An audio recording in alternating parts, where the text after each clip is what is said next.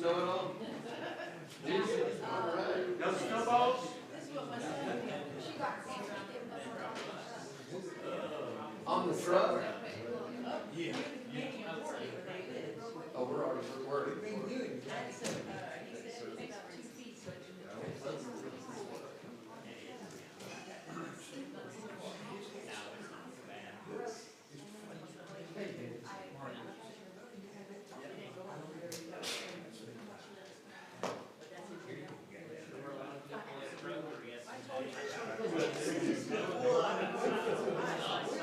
That's funny. That's cute. Was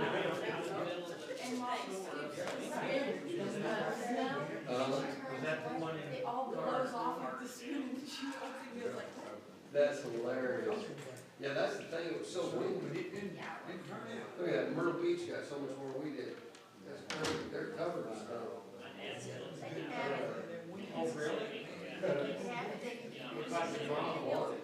She has power, but, North Mississippi is still out of power.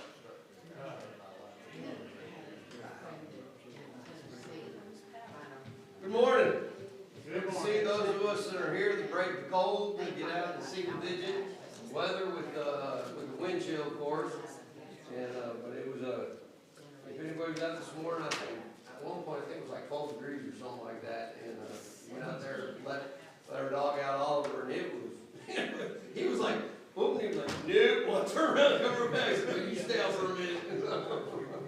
It was cold. I came right back in. You know, I love the cold, but yeah, that gets when it gets too cold. It's where everything hurts. That's when you're getting older. That's getting older. There you go. Yeah, that's it. No, I'm not. All right. We'll jump into our questions. We're going to jump into our questions of lesson 142. We're going to be talking about David again this morning. Well, David, we had a psalm on Wednesday night, but now we'll go ahead and learn a psalm on Jonathan's death. Here's 2 Samuel chapter 1. Before we do that, let's jump into our questions like we do every week. We'll be there. Let me see, get this up here so I can see.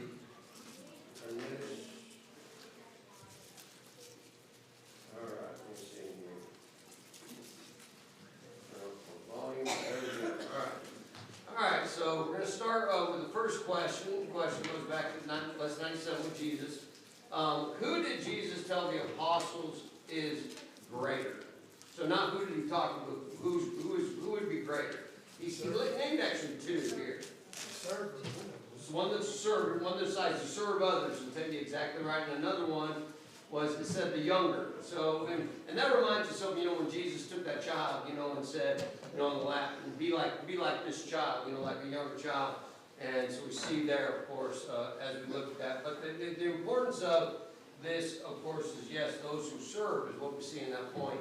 Next one, in the upper room, Jesus said that all of them were not clean, spiritually clean.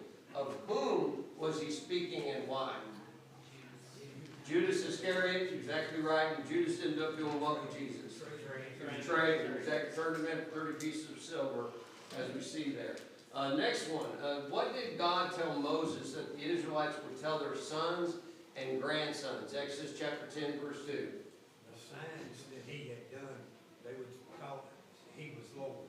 Exactly. To show all the signs that he did that came from God, and that God brought them out of Egypt, and they would just remind their children from there on out. Every just a continual reminder of what we see. And of course, the Passover would remind them of that anyways. We see it, but the parents would remind them through the year, throughout the year, the whole year. So yes or no? Did God tell Jacob to leave Padam Aram and return to Canaan? Yes, he did. Definitely. We know that he did that exactly as God said so. Go to the next one. Jacob was A, happy, or B, afraid of meeting Esau again? First, he was afraid. He was afraid because when he left home, remember what did Esau want to do with Jacob? Wanted to kill him, exactly. And so, how did Jacob try to protect his family and possession from Esau? What was that? He sent some people before. Exactly right. He sent them in companies and sent them before, exactly right, before all that. And remember, sent them out, and we know going across the river, of course, we see all this, and just a lot involved there in this whole moment. When Jacob saw Esau coming, who did he place in the very back so they would be safe as he did this? Who was that? Rachel and Joseph. Yeah, Rachel and Joseph, we see his family, and what's that? Benjamin wasn't born yet. What'd you say? I said Benjamin wasn't born Benjamin yet. hadn't been born yet, not yet. Yeah, we see that. So all this being done, which brings us now to the next point, next question, is when Jacob returned to Canaan, did his family possess foreign gods? Yeah, they did. Remember what he told them to do? He told them. He said, get rid of them all. Cleanse ourselves, get rid of these things. And he knew that he had the problem, of course, with Rachel, with her dad and so on, of course, but then we see also the others. There must have been, coming from that area, the people that were from that area, and dealing with that as we see coming down from the north. What group of people were descendants of Esau? Edomites, exactly right, Edomites. And this one here, we see Psalm 139 from Wednesday night. Yes or no? Does God know what a person is going to say before he or she says it? Without a doubt, yes, definitely. God knows our thoughts, what the Bible tells us there. What does David call those who take the name of God in vain? Calls them enemies. I mean, it's so important to understand because people think nowadays that, there's no big deal whatsoever, the way you hear it everywhere, TV and different things. And, even, we got to be careful the way we even say, like someone say, gosh, we have to be really careful. To me, that's the same thing, really, when you look at it, because you're just taking God's name and we find with that. And because you'd ask, well, what does that represent? Well, gosh, no, what are you actually saying? And then they figure it out. And but yeah, he calls them enemies of God. And we have to be very careful with that, of course, as we see that. Which now brings us to 2 Samuel. 2 Samuel, David hears of Saul's death. This is you would think, as we look at this, I'll mention this as we go through it, a time of, whoa, excitement. David's going to be king now. It's not. It's a sad moment for David. And it really is a tragedy of what happens here, what takes place. So as we look at this, we find what we're going to do is David's going to learn of Saul and Jonathan's death. He's going to learn of them. And of course, his other sons die also, but these are the main ones that we see that hit David.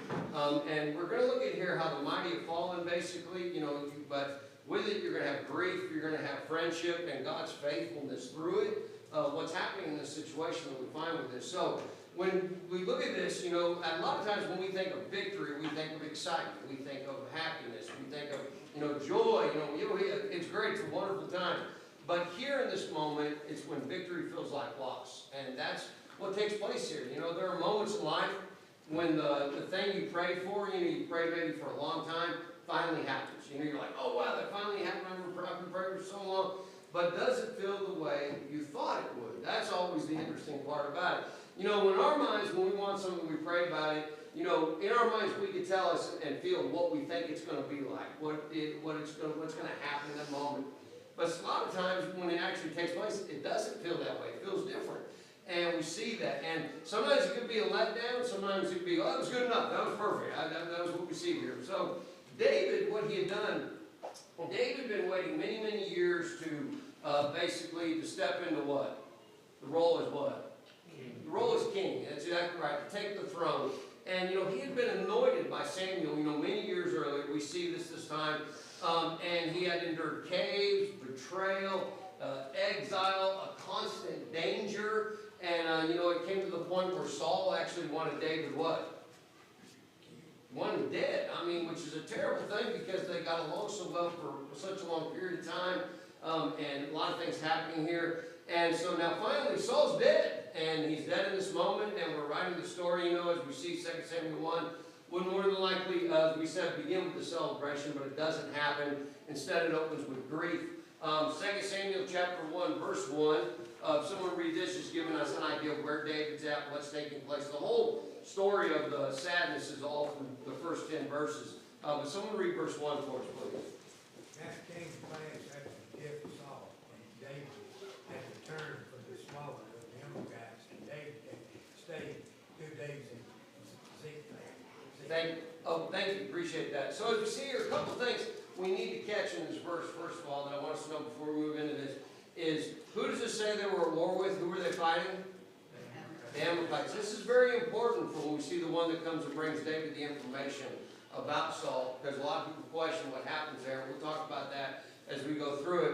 And so David had stayed 2 days in Ziklag. So Ziklag, I'll show you that too also. It's very much farther south from where the fight took place there on a mountain. David, of course, with all this on the brink of destiny, he's ready, he's at the brink of destiny to become a king.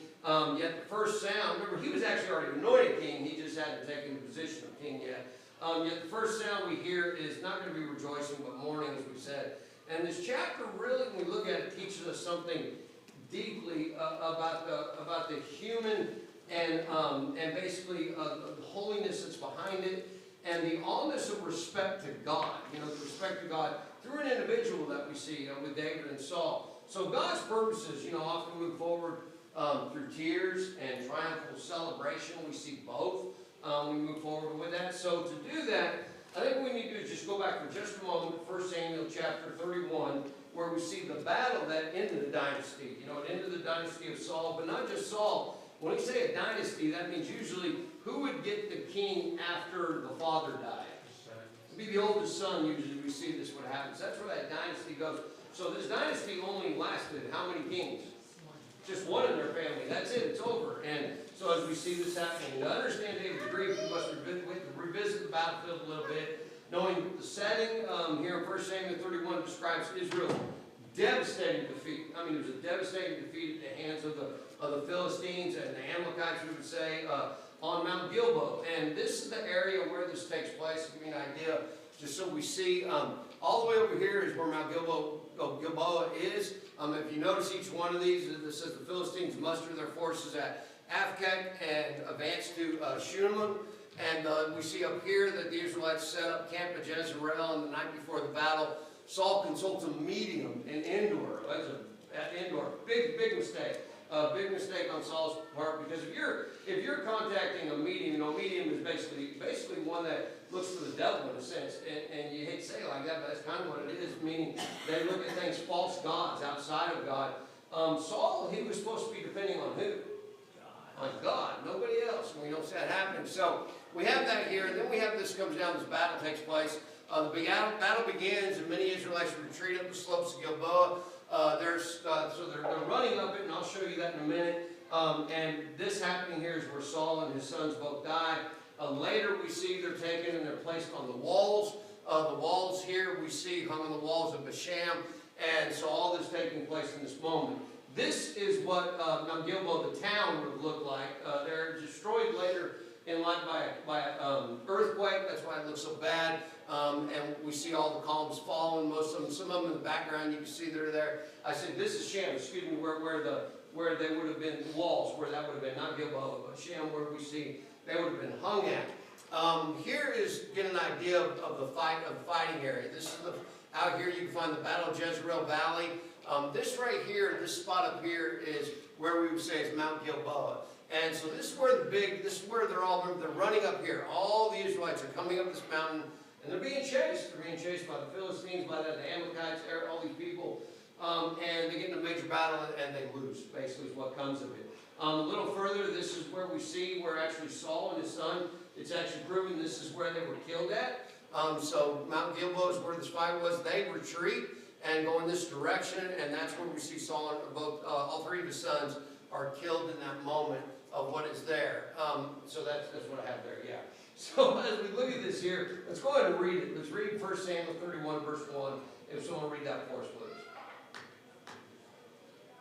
Now the Philistines fought against Israel, and the men of Israel fled from before the Philistines and fell slain on Mount Gilboa. So as we see this happening, this is not just a military loss, but this is a huge spiritual loss, for all of Israel. It really is. I'd say more of a spiritual collapse, I guess the best way to put it. They had already started on doing things the way they should. Saul wasn't following God the way he needed to. Everyone was understanding this was going to come. This was going to happen more than likely.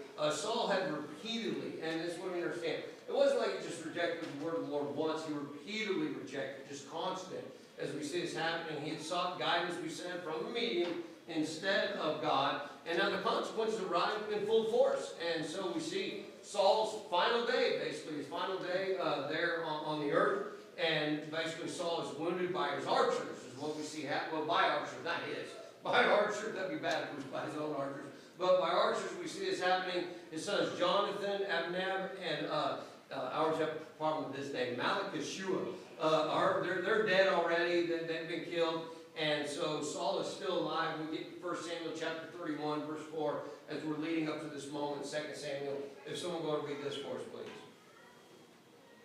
Then Saul said to his armor bearer, draw your sword and thrust me through with it, lest these uncircumcised men come and thrust me through and abuse me. But his armor bearer would not, for he was greatly afraid. Therefore Saul took the sword and fell on him. Thank you. So he didn't, here we see in this moment, it's a tragic moment,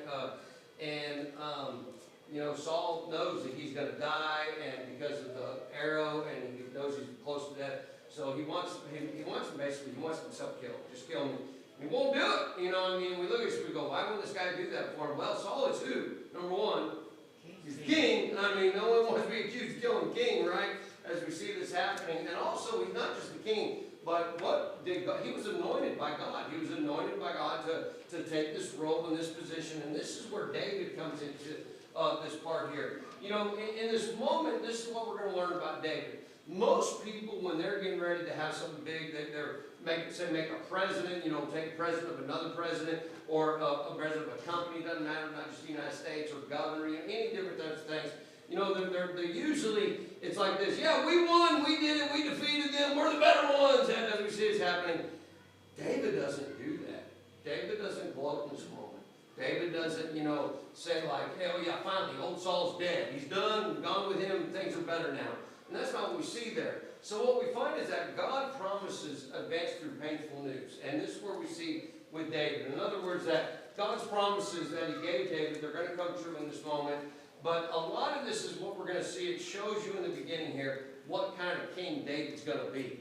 And, we know David does have his faults, without a doubt. But it shows here where he resides, where his thought is on God. And remember, we've seen that every time, right? Even when he fought Goliath, no one else wanted to fight Goliath, but David did, because he said who would be with him? God. He knew that in that moment, that God was going to get him through that. So as we see this happening. So let's go ahead and read 2 Samuel, verses 1 through 10. Remember, this is right after what took place at the end of 1 Samuel. A lot of times the Bible doesn't do that. A lot of times it doesn't immediately go into the next area here, but it does. So someone go ahead and read this for us, please. Now it came to pass after the death of Saul, when David had returned from the slaughter of the Amalekites, and David stayed 2 days in Ziklag. On the third day, behold, it happened that a man came from Saul's camp with his clothes torn and dust on his head. So it was, when he came to David, that he fell to the ground and prostrated himself. And David said to him, where have you come from? So he said to him, I have escaped from the camp of Israel.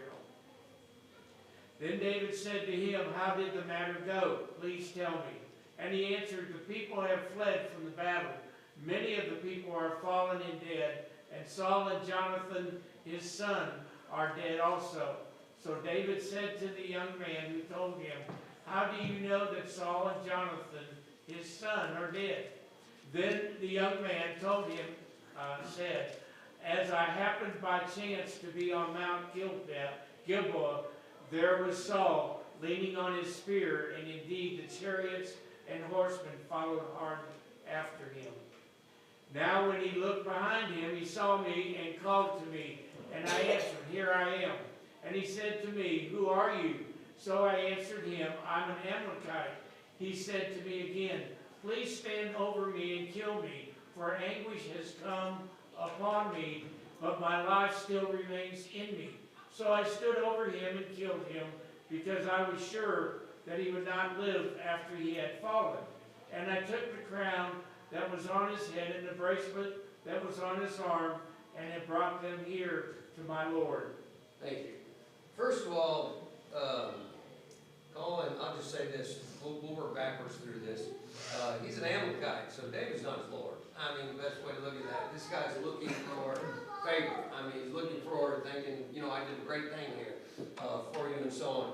And most people say, oh, that's a good thing. He put him out of his misery and so on. Remember, who are they fighting? We said this at the beginning, verse 1. They're fighting the Amalekites. And important to understand, Because when we hear about David and Ziklag, we think, oh, he didn't fight. No, he did. It said he came back from the Amalekites, came back from the fight. Remember, David wasn't just a man of God. He was a big-time what? He's a big-time warrior. I mean, he was a fighter. I mean, we see this without a doubt. So David had just defeated the Amalekites and recovered what was lost, basically in Ziklag, where we go back to there. But here's Ziklag. This is what the most think. This is where it's at. We don't know 100%. But that's a long distance. You know, here's Jerusalem way down here. You're coming up. Here's where we see where that took place. Indoor, where the medium was, Shinnor. But here's Mount Gilboa, right here in this area. So as we see, this man had to travel some distance.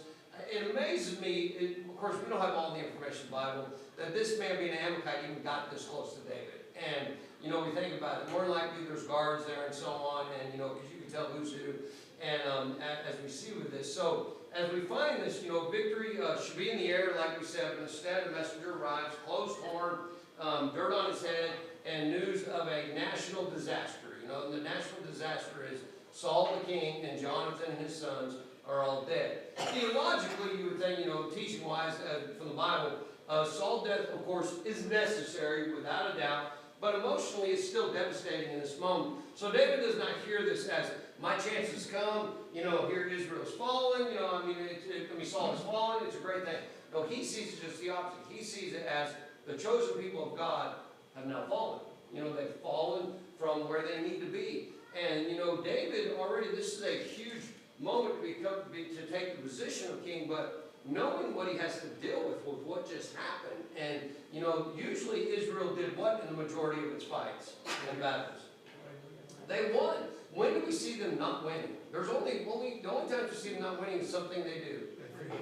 They forget God. You know, they don't follow God. And that's what we see in this moment. So, you know, this Amalekite story echoes throughout 1 Samuel 31, we just read a little bit ago. But there's a kind of a suspicion here with this man, kind of like, you know, I want to, you know, basically I'm doing this so something good will happen to me. And David, look what I've done for who? For you. Look what I did for you, king, as he calls him Lord. So he assumes David will reward him for removing Saul. Without a doubt, this reveals a worldly mindset, though. This basically looks at one, as we see in Amalekite with their pagan people. Power is, you know, is seized, and that's what they want to do. Leadership is taken. God's anointed is disposable. Very important to understand. God's anointed one is disposable. God's anointed ones are not disposable. And that's what we need to see here in this moment. You know, David operates by a totally different theology than that of what this Amalekite was looking at. Or actually, the majority of the world, really, during this time. Even a lot of the Israelites, you know, we learn as we read history about it, you know, they were at the point, you know, the people closest to David, just go do what, David? For a long time, just go do what with Saul. Just go kill him, you know, just kill him, be done with it, and everything's there. David doesn't see it that way. God's promises never excuse ungodly shortcuts, and that's what we need to see here. And that's really what happened here. So just because God is done with someone does not mean we are free to dishonor them in some way. And that's what we see happening. So David's response. Here we go to David's response. Grief instead of celebrating. And you know that his time has finally come to be king here in this moment. And so when David hears the news, you know, this is what I want to see. Because a lot of times when people read verse 11 2, it shocks them what he does. But if you understand what everything I just said about Amalekites, about this man, what's here, it shouldn't shock us that much at all. So this is what we find in verses 11 through 12. So we're going to read this for us, please. Therefore David took hold of his own clothes and tore them. And so he did all the men who were with him. I'm going to stop for just a second, Greg. Do you think this is how the Amalekite guy expected him to react? Not at all, not at all. David, and when they do that, you're showing what? Mourning. You're showing mourning, and you know, mourning for somebody that what's happened. And he's probably shocked, like, why would you be, isn't he your enemy? Why are you mourning him in this moment? So, Greg, go ahead and keep going. And they mourned and wept and fasted until evening for Saul and for Jonathan, his son, for the people of the Lord and for the house of Israel, because they had fallen by the sword. Thank you. So here is David, as we said, he's mourning Saul, who tried to kill him. Remember, very important to understand, Saul, you know, tried to kill David several times. We see what's happening. He's mourning with Jonathan, who he loved as a best friend. I mean, he felt more like a brother, but even beyond brother. I mean, it's just remarkable how great a relationship these two had. And I'm sure we've all, had maybe somebody like that in our life, excluding our spouse, I would say. Maybe you have a close friend through high school and maybe in college, or, just through your life. Israel, as we see here, it's God's people without a doubt. So this is spiritual maturity in David. This is what I want us to get at. David already showed spiritual maturity from a young age. From a young age he showed that. But here he even shows more. The first thing is not to celebrate. The first thing is to take care of the business of the king dying. And so David understands something crucial. Just because someone hurt you doesn't mean their fall should make you happy and excited. That happens with a lot of people. Somebody that's hurt them and they say them get hurt back, it makes them what? It makes them happy, without a doubt. And we see that. And that's God's like, we see through David's example, it's not a good thing to live, not a way to do it. In fact, Proverbs, Solomon, the son of David, wrote these words. If someone go and read this for us, please. Proverbs chapter 24, verse 17. Do not rejoice when your enemy falls, and do not let your heart be glad when he stumbles. Thank you. So let me ask you this. Even though Saul was bad, he wasn't following God the way he should and so on, do you think God God grieved this moment? Without a doubt. Without a doubt he did. And David refuses to celebrate what God himself would be grieving. And he sees this and understands this. So here's the Amalekite. The fear of touching God's anointed one. Here's the point is nobody should be killing this man. Now the Amalekite would be different, if he killed him. This is what's interesting. He says he killed him because he asked him to. Saul was the Amalekite's enemy. He was his enemy, and what a thing to go in life saying, you just killed the who? The king of the enemy. Your enemy, the king of your enemy, and everything would be like, yeah, you expect something great. But I think it's interesting that he didn't run to the Amalekites. I believe the only reason we know this is because more than likely, David, everybody knew David and knew what David was probably going to do and the way he would react and the way things were going to change. And sorry for the Amalekites and Philistines, that was a big mistake, as we see here, and that's what this man probably realizes. So we come to verses 13 and 16, and this is what we read about this moment. Like I said, this should not surprise us what we hear about this. So someone go and read this, please. And David said to the young man who told him, where are you from? And he answered, I am the son of an alien, an Amalekite. So David said to him, how was it you were not afraid to put forth your hand to destroy the Lord's anointed? And David called one of the young men and said, go near and execute him. And he struck him so that he died. So David said to him, your blood is on your own head, for your own mouth has testified against you, saying, I have killed the Lord's anointed. Thank you. So here, as we said, the Amalekite claims responsibility for Saul's death because he was expecting to be rewarded. That's what this was. David's response is swift and severe. In fact, I want to look at verse 14 again. How clear this is. So David said, what is you're afraid not to put forth your hand to destroy the Lord's anointed? I love how David, these words writes, of course, inspired by God, but David's meanings, of course, of writing this, this being written is from David. I think it's interesting here. He doesn't call Saul king.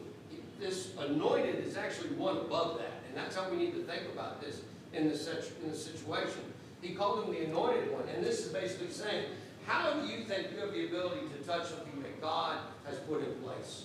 And that's what is all here with this response. The swift and severe, as we said, this is not about Saul's character. It's about God's authority.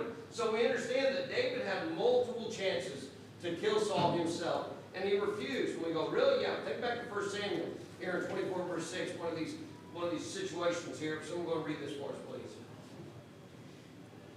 He said to his men, the Lord forbid that I should do this thing to my master, the Lord's anointed, to stretch out my hand against him, seeing he is anointed of the Lord. Thank you. So this is David's normal thing. And this is how David looks at it. Remember, David was anointed by Samuel already. But David continually looks at this, that Saul is the anointed one. He's the anointed one of God. David was basically thinking, if God wants Saul gone, God will do what? God will take care of it. It'll be done. Some try to say that's what the Amalekite did. No, that's not what the Amalekite did. God knew David. Saul was going to die in that moment anyways.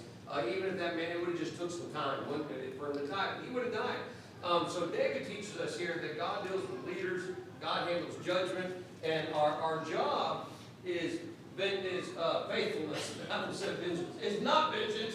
It's faithfulness we see here in our lives as Christians. And that's we have to see that God will take care of things that need to be done. Now that doesn't mean God's going to just step down and strike somebody like we see in the Old Testament. But God's going to see to it that if we are Christians following His will, that we will be taken care of in the sense that we need to find ourselves finally in that day, that place of heaven. So it comes to this song. So now we have the song. David wrote the song, and it's called the Song of the Bow, and it's expression of sorrow for a friend. Nothing unusual for David. David is used, writing many, many, many songs we see throughout the book of Psalm. We'll read this in just a second. David doesn't just grieve, but he's going to write the song, and this is nothing new. Even today in our own society, don't we see songwriters all the time write songs for different reasons? We see definitely many songs when they're grieving, when things are happening. So this is a common event. But David wants to show basically here is how much Jonathan meant to him, how much a friend he was as we go through this. So let's go ahead and look at this. It's 17 through 27. A little bit of a reading here, but if someone wants to go ahead and read it, please, that'd be great. Then David lamented with this lamentation over Saul and over Jonathan his son. And he told them to teach the children of Judah the song of the bow. Indeed, it is written in the book of Jasher, the beauty of Israel is slain on your high places, how the mighty have fallen.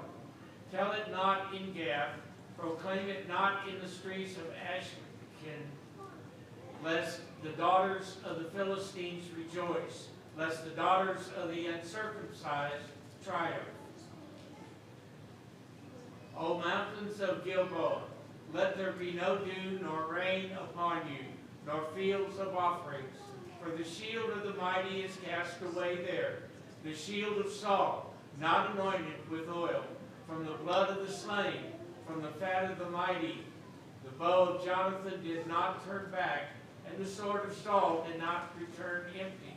Saul and Jonathan were beloved and pleasant in their lives, and in their death they were not divided. They were swifter than eagles, they were stronger than lions. O daughters of Israel, weep over Saul, who clothed you in scarlet with luxury, who put ornaments of gold on your apparel. How the mighty have fallen in the midst of the battle. Jonathan was slain in your high places. I am distressed for you, my brother Jonathan. You have been very pleasant to me. Your love to me was wonderful, surpassing all the love of women. How the mighty have fallen and the weapons of war perished. Thank you. So as we see with this psalm, as we stated, David doesn't just grieve. He writes a song. The sorrow of the song, as we said, it's known as the Song of the Bow. It's actually named after Jonathan's weapon, is what it is, because this was his weapon of war. This is what he did. And even though the song is written after David, notice one that people would consider his enemy. Even people would think that maybe David hated him. He didn't. In this sense, notice who else did David talk about in here? Saul. And notice what he told the people. He goes, grieve over this moment. This is I know you are. This is a bad moment. Even though a lot of the Israelites were waiting for who to come into control. They were hoping that it would be David, even because of everything he did, but they're not sure about that and so on. But still, here he's showing, look, this was a man anointed by God and who needs to be grieved. And it's, as we see this. 2 Samuel 1:19. Notice how it says, how the mighty have fallen. This phrase has become what you would call the reframe in the song. Throughout it, it's a repeated line or phrase at the end, or sometimes at the beginning. That's what we see with it, of each verse, forming part of the verse itself. So this was a thought. So when they thought about the song later in history, when you read about it, about the Israelites, they a lot of them call it the bow, the song of the bow, but they thought about it as how the mighty have fallen, and that was the story behind this moment of what is taking place here. So David, what he does with this, we need to understand this. He isn't honoring Saul privately. He's doing it publicly. And this is important because, once again, this says a lot about David for us. And it tells the people a lot about how David is. Like, this is going to be a different king. Remember, Saul started out as a good king. I mean, he did a good job, was doing great things. And then he just started out doing well. Even the people of Israel didn't like him. There were a lot of them. And we see this happening. And so, a lot of them wanted probably this to happen. But at the same time, David's like, look, even if you feel that way, you can't be happy about him dying. You can't be that way. We need to move on through this. So David highlights Saul's bravery and leadership. Oh, someone, as we just saw a moment ago in verse 22, from the fat of the mighty, the bow of Jonathan did not return back, and the sword of Saul did not return empty. Meaning, when it returns empty, that means that Saul fought people himself and was fighting with the sword. That's what he was known for, to fight with the sword and spear. Was the type man he was. David chooses to remember Saul at his best, and this is what we need to get. Saul had good times, and Saul had some really bad times. But Saul, David chose to remember him in his good times, not the bad times. And, have you ever been to a funeral where the individual was not good? I mean, not a good individual. They didn't treat people right, but they did have some good in their past. And, and usually the person giving the funeral, as we see, they're speaking about them, usually talks about the what? The good times. They don't usually bring out, how terrible this guy was, as they're up there talking about him at his death and so on. They don't do that. And so that's what we see here in this moment of what is happening and how important this is. So David and Jonathan, think about this. David and Jonathan, this is what we would call a God-centered friendship. The sorrow turns personal, verse 26, as we just saw right there. Very personal, where he talks about your love to me was wonderful, surpassed the love of women. I'll talk about that in just a moment. This is one of the most powerful statements of friendship in all Scripture. In all Scripture. And Jesus makes it very clear. And you consider your friend, you would lay down your what for them? Your life for them. And some people don't think about it as much, but that's basically what Jonathan did here in this moment for David. And we see not for his dad, but for David. And because of what we see earlier. So there's a covenant. This is what we really look at this as a covenant between David and Jonathan. This God-centered friendship. From the very beginning of time, not the beginning of time, from the very beginning of when they meet and the way they immediately become friends very quickly. 1 Samuel 18:1. Someone go and read this for us, please. Now, when he had finished speaking to Saul, the soul to Jonathan was getting in the soul to David, and Jonathan loved him as his own soul. Thank you. You don't hear that often, anything like this, this type of speech, that their souls were knitted. And, a lot of times when you say souls knitted, you think of a husband and wife, and we see that, and we see that understanding. But here he's saying the two of them, this is how close they were. Also, their soul, remember, this is dealing with what I'm talking about, a God friendship involved in that in this moment. David, go ahead. Jonathan, not that he was completely turning his back on what his father wanted, but his friendship with David really surpassed that, because there were times that he said, okay, my father's trying to kill you. You need to go this way. You need to do this instead. So Jonathan, that shows you how much Jonathan, his friendship was with David is, it was stronger in many ways than his relationship to his own father. Oh yeah, definitely. I mean, you can see that without a doubt, through it, that, the relationship with him and his father kind of crumbled, but still it was there, but nothing like what it was with David. And that's where I believe, like I said, this is built on a covenant. The covenant would be followers of God, ones that are looking to God. And loyalty, shared devotion to God. We also find here that with this, that love sacrifices. And this is where I believe it comes back to Jonathan. Do you realize there's a spot in chapter 18 of 1 Samuel we're going to read here in just a moment, where we can see where Jonathan basically is giving over his throne. And what we mean by that, Jonathan would have been the next one to be king in a dynasty moment, as you would look to that. But of course, God is the one choosing this here, making those decisions. But he would have been this. Jonathan makes that choice even before any of these moments to lay down that, to know that it's going to go to David. In fact, this is what he says. And we read about him, 1 Samuel 18:4. Once again, it shows the closeness of them. If someone read this for us, please. And Jonathan took off the robe that was on him and gave it to David with his armor, even his sword and his bow and his belt. Thank you. So he gives them all this. This was the crown prince laying aside his future by God's will. Jonathan's saying, David, I'm going to follow what God says. You're anointed one, you're going to be king. And this is so important to see this. Remember, we say taking off the robe. That's what we would see kings do, if it was somebody that were truly, bring him the best, bring him my robe, bring him this, and so on. Bring him one of my rings, and this is what we find Jonathan doing. This was the crown prince laying aside his future without a doubt. In fact, we know here, and this is where I said a moment ago, almost out of time, I'll go and read this, greater love that he's no one than this, than to lay down one's life for his friends. And that's what we find with him. So let me jump to this real quick before I close. You know, your love to me was wonderful. You know, as we see here in chapter 26, verse 1, chapter 26, David says something that catches people off guard. This is not, you know, there's many people say, oh, this is a romantic situation between these two. Something's going on between these men. That is nothing at all like that. That's not what this is. We got to remember, too, the way they talked back then was different from what we talk today. And we see that this is all about a covenant between the two of them. That's what this is about.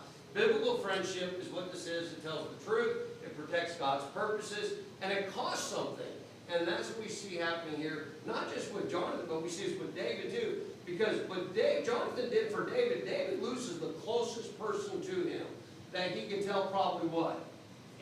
Anything to, as we see that. In fact, Proverbs 17:17 says, a friend loves how often? At all times, and the importance behind that. So, Jonathan defended David even when it cost him his father's favor. Because remember, it cost him his father's favor. His father was not happy that Jonathan liked David. He was not happy and went beyond like that. He would do whatever he needed to for David. It cost him his reputation, and ultimately it cost him his life. We see here in this moment. Dad, do you have a comment before we close here? When you finish. Oh, go ahead. Okay. The word knit, you know, it says that Jonathan and David were knit together. We understand that when you look at something that's been knit, you can pull it in almost any direction, and it's not going to come apart. Right. And the same holds true in the church today. Paul says we're knit together. And when you have that knitting, it means you're close. Yes. And you're strong together. And that's what they were. That's exactly right. You know, they were unified, and that's where the unity is. And notice, they were unified in the same thing that you and I, as a church, need to be unified in, and that's the Word of God. And God and everything with Him, and that's what we find. So I'm already out of time. I'm a minute over. But I will say this, that even through grief, even through loss, even through broken friendships and unfinished stories, one day, every expression of sorrow will give way to the waves of joy. And that's what we see here with David in this moment, as we know he's going to go on to do some great things. He's also going to go on to do some bad things, but he is a human being, and he makes it right with God every time. And that's how we have to look at this. And hopefully one day, we all, as we know, understand that when those things come upon us, we will act the same way. A man that has humility in his life, and you and I, as men and women, the humility that we have. All right, we're going to close there. Appreciate your time. Thanks.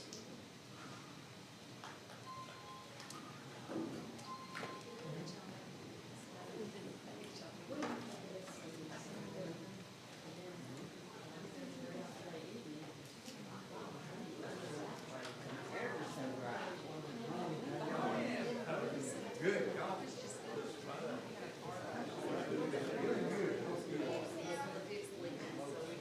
Well, I can kind of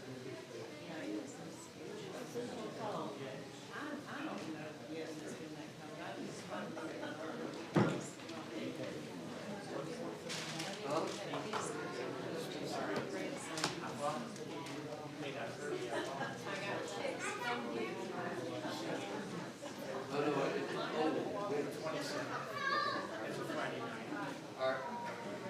Yeah, I'm good. Is that right? 24 cases. Yeah, we're just on Friday, February 27th. All right. we've always done it.